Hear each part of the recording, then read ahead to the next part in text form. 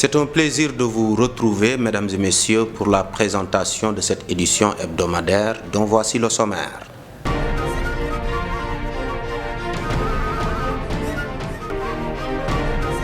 Le ministre du Commerce et des petites et moyennes entreprises était à Tambacounda le week-end dernier pour la réunion du Conseil régional de la commercialisation des productions agricoles. Nous y reviendrons dans cette édition. Les fortes pluies précédées d'un vent violent enregistré la nuit du jeudi au vendredi dans la commune de Tambacounda ont fait beaucoup de dégâts. Il y a même eu mort d'hommes. Un tour dans certains quartiers de la commune nous a permis de mesurer la gravité des dégâts. Nous irons enfin au Centre culturel régional de Tambacounda où s'est tenue une conférence de presse pour lancer dans la région le projet Sous nos talents avec les artistes locaux sélectionnés par le Goethe Institut. Et comme chaque semaine, la chronique sur l'actualité phare de la semaine bouclera cette édition dont le développement c'est après ceci.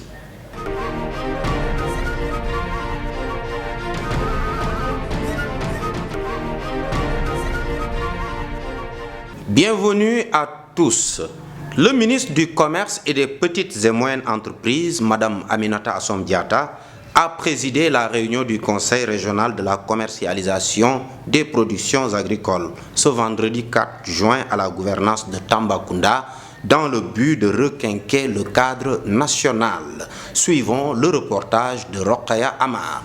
Madame Assome Aminata Diatta, ministre du Commerce et des petites et moyennes entreprises, a présidé la réunion du Conseil régional de la commercialisation des productions agricoles ce vendredi 4 juin à la gouvernance de Tambacounda dans le but de requinquer le cadre national. La réunion de ce matin a pour objet la présentation du cadre de commercialisation des productions agricoles. Un cadre qui est créé depuis 2010 mais qui n'a pas fonctionner de façon vraiment efficace. Donc en août 2020, j'ai installé le Conseil national parce que le cadre, il y a le Conseil national, mais aussi il y a dans chaque région le Conseil régional. Donc à la suite de l'installation du Conseil national en août 2020, j'ai saisi tous les gouverneurs de région pour qu'ils installent les cadres au niveau régional. Donc aujourd'hui, nous avons entamé les tournées dans les régions pour tenir des concertations pour ce cadre. Ce cadre a pour objectif de faciliter la commercialisation mais également la transformation des productions agricoles. C'est de bout en bout, de la production jusqu'à la commercialisation. Donc tous les acteurs sont concernés, que ce soit les producteurs, les transformateurs, les commerçants et même les transporteurs. Maintenant, ce que nous voulons à travers ce cadre, c'est régler de façon définitive les problèmes liés à l'écoulement des produits. Puisque vous l'avez noté, aujourd'hui, pour certaines filières, il n'y a plus de problème de production. Nous avons atteint l'autosuffisance, mais nous avons noté également des pertes post-récolte. Une partie de ces pertes est due évidemment à l'absence d'infrastructures de stockage, mais également est due à l'absence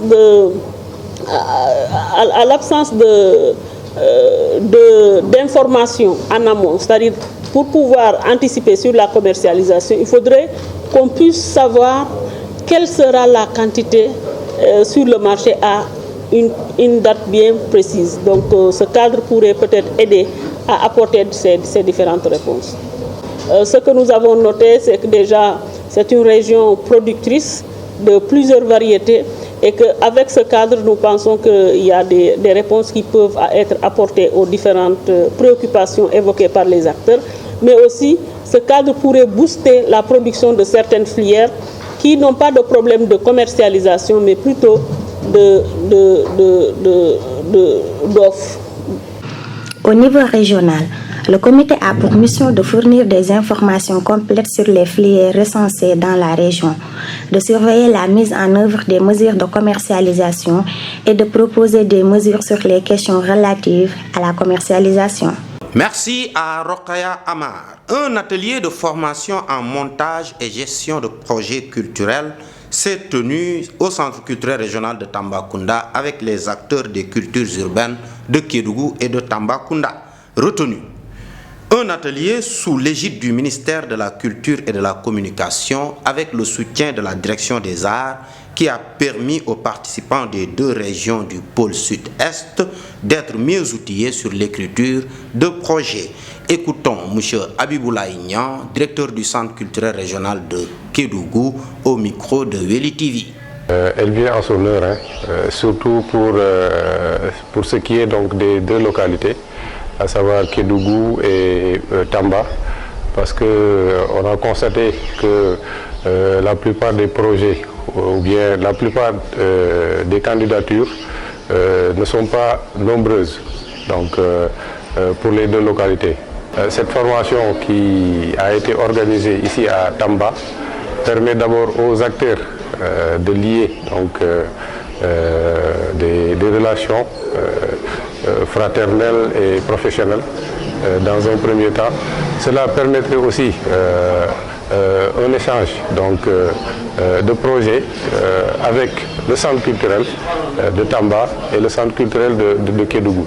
Parce qu'il y a le potentiel aussi bien à Kédougou qu'à Tamba, qui reste du moins n'est pas exploité, n'est pas du tout exploité. Donc c'est une occasion rêvée donc, de pouvoir peut-être mettre sur pied des stratégies de formation, d'ateliers qui puissent donc faire de telle sorte que ces acteurs puissent donc bénéficier des fonds et de pouvoir surtout mettre sur pied des structures propres de telle sorte que ces artistes puissent donc vivre de leur art. Je vous le disais en titre, l'hivernage s'annonce dans la douleur et la tristesse au niveau de la commune de Tambacounda. Les fortes précipitations précédées d'un vent violent enregistré dans la nuit du jeudi au vendredi ont occasionné beaucoup de dégâts au niveau de la localité. Les toits de plusieurs maisons se sont envolés, le Mamokunda rempli d'eau, des arbres écroulés, certains bâtiments se sont même effondrés, occasionnant la mort d'un garçon de 7 ans à Kandéri. Plusieurs blessés ont également été décomptés. Marie-Danielle Ndeki a fait le tour de la ville pour s'enquérir de la situation. Une situation catastrophique, surtout dans certains quartiers périphériques où beaucoup de familles ont dormi à la belle étoile. Mais une situation qui aurait pu être fatale d'après Ngagne Meng. Vraiment, les filles qui ont été trop,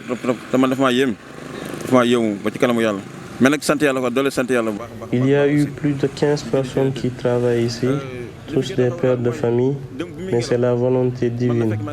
Dieu merci, il n'y a pas eu de décès. Donc on demande une solidarité pour l'ensemble des sinistrés.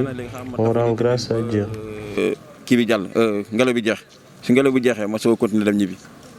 Mais nous garé moto bi tokki digënté moto bi ak bâtiment bi mo togué ci digënté moto bi ak bâtiment bi mais ngelaw bi bari na trop.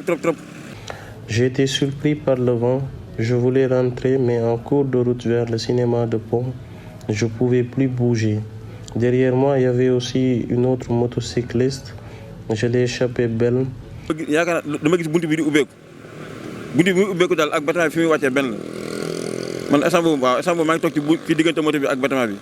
Le bâtiment est tombé 1 minute après que j'ai quitté les lieux. Dieu merci, car je n'ai rien eu. La moto est détruite, mais je rends grâce à Dieu. Les débuts d'hivernage font toujours des dégâts matériels dans certaines parties orientales où la pluie est souvent accompagnée de vents violents. La directrice générale de Weli Media et l'ensemble du personnel compatissent au malheur des sinistrés et prient qu'Allah les assiste dans cette dure épreuve. Nos sincères condoléances aux garçons de 7 ans décédés et prompt rétablissement aux blessés.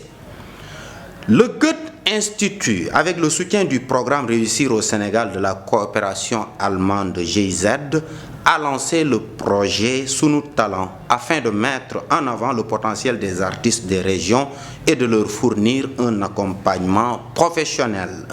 Et c'est au tour de la région de Tambacounda de recevoir les acteurs de cette belle initiative au Centre culturel régional.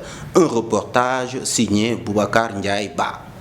Dans le but de mettre en lumière les talents artistiques des jeunes issus des régions du Sénégal, en collaboration avec la coopération allemande GIZ, le Centre culturel allemand Goethe Institut a initié le projet Sono Talent. Alors ce projet, on a identifié de l'autre côté que le Sénégal regorgeait quand même de beaucoup de talents dans tout le Sénégal, mais que tout était concentré et centralisé à Dakar et qu'il y avait des besoins aussi dans les autres régions du Sénégal et qu'il était important d'apporter donc tout un dispositif peut-être de formation, mais pas que, vraiment un dispositif de soutien à la création qui est nécessaire et qui est voulu autant par les participants que aussi les coachs qui nous accompagnent, de pouvoir diffuser la création artistique au plus haut niveau et à un niveau national et soutenir les jeunes talents du Sénégal. Le théâtre, la musique et la danse sont tous pris en compte par cette initiative de l'Institut Goethe, selon Martha Cissé. Donc on a choisi le spectacle vivant, qui regroupe 3 disciplines, donc le théâtre, la danse et la musique. On a choisi ces trois disciplines puisqu'elles représentent aussi bien ce qui se passe au Sénégal en termes de création dans ces 3 domaines. Pour la suite, là, il nous reste encore 5 résidences, donc 3 résidences musique et 2 résidences danse qui vont se passer donc, dans 5 régions du Sénégal. Et donc la suite, c'est ça va être une semaine de résidence encadrée par des coachs avec les jeunes talents, une restitution finale en chaque fin de semaine. Puis donc on va avoir en fait nos outils vidéo de restitution qui vont permettre au jury de faire un choix pour les 7 finalistes, puis après pour avoir les 3 lauréats qui vont bénéficier d'un dispositif, d'un programme un peu plus poussé de professionnalisation et de diffusion de la création. Par ailleurs, à l'issue de ces sélections, les jeunes talents auront l'opportunité de se produire sur des scènes professionnelles avec des personnalités reconnues et une large couverture médiatique. Alors l'idée vraiment du projet, c'est de pouvoir donc accompagner quand même le plus grand nombre d'acteurs sur la totalité du projet. Mais à la fin, donc on aura 3 lauréats dans chaque discipline qui vont pouvoir en fait bénéficier, quand je dis d'un accompagnement plus poussé, c'est qu'ils vont être entourés par l'équipe du Goethe Institut qui va les aider aussi à promouvoir leur art et à éventuellement se retrouver dans d'autres résidences, que ce soit à un niveau national ou à un niveau international, en se basant aussi sur le réseau du Goethe Institut qui a un réseau mondial. Donc c'est aider aussi à cette promotion-là, de pouvoir organiser peut-être une tournée nationale, voire internationale, avec ces créations et les pousser aussi à les aider d'avoir des meilleurs outils aussi de présentation, et de continuer la formation aussi, je pense, artistique avec des coachs. Pour rappel, dans le cadre de résidences de création organisées en collaboration avec les centres culturels régionaux, les artistes sont encadrés de manière personnalisée par des coachs afin de pousser leur pratique artistique encore plus loin. À présent, place à la chronique et pour cette semaine, le journaliste Ladi Kamara nous renseigne sur la situation carcérale à Tambacounda et dans le reste du Sénégal. Situation carcérale au Sénégal. Le Sénégal compte au total 11 139 détenus répartis dans les différentes prisons. C'est ce que révèle la cellule de communication de l'administration pénitentiaire. Ces derniers, il y a 6 198 condamnés, dont 6 030 hommes, 108 femmes et 60 mineurs. Là où le nombre de ceux qui sont en détention provisoire, c'est-à-dire en attente d'être jugés, s'élève à 4 941. Les mineurs prévenus sont au nombre de 215 selon la même source. À noter en outre que parmi ces prisonniers, il y a 530 étrangers détenus provisoirement et 530 autres qui ont été condamnés. Interpellés sur les conditions de détention des détenus, sur les 37 prisons du Sénégal, les 33 ont déjà largement dépassé leur capacité d'accueil. Un directeur de prison relevé de ses fonctions, des gardiens interpellés, les autorités sénégalaises ont commencé à faire le ménage dans l'établissement pénitentiaire de Dakar, d'où s'est échappé l'as des évasions, toujours activement l'as des évasions. Accusé d'avoir commis des délits graves, Baïmoudou Fall, surnommé également Boy Guinée, le jeune djinn ou encore le jeune génie, pour passer entre les mailles du filet, était en détention provisoire dans une zone de haute sécurité de la prison de Grand Yoff, un quartier populaire de Dakar. Après avoir réussi à se faire la belle dans la nuit du samedi au dimanche, il a nargué les autorités dans une longue interview diffusée lundi soir par la télévision privée sénégalaise. Il dira qu'il a toujours dit que la prison n'était pas sécurisée, mais les autorités pénitentiaires étaient persuadées du contraire. J'ai toujours su que je pouvais sortir de la prison à tout moment et à n'importe quelle heure, que ce soit de jour ou de nuit, a lancé Baïmoudou Fall. Sur sa manière d'opérer, l'homme âgé d'environ 32 ans affirme avoir agi seul. Je n'ai eu aucun complice. Je me suis lancé dans cette évasion parce que je savais que je pouvais y arriver. Malheureusement, il a été arrêté à Missira dans la région de Tambacounda. Les questions qu'il faut véritablement se poser, c'est qui serait derrière Baïmoudou Fall, alias Boy Guinée.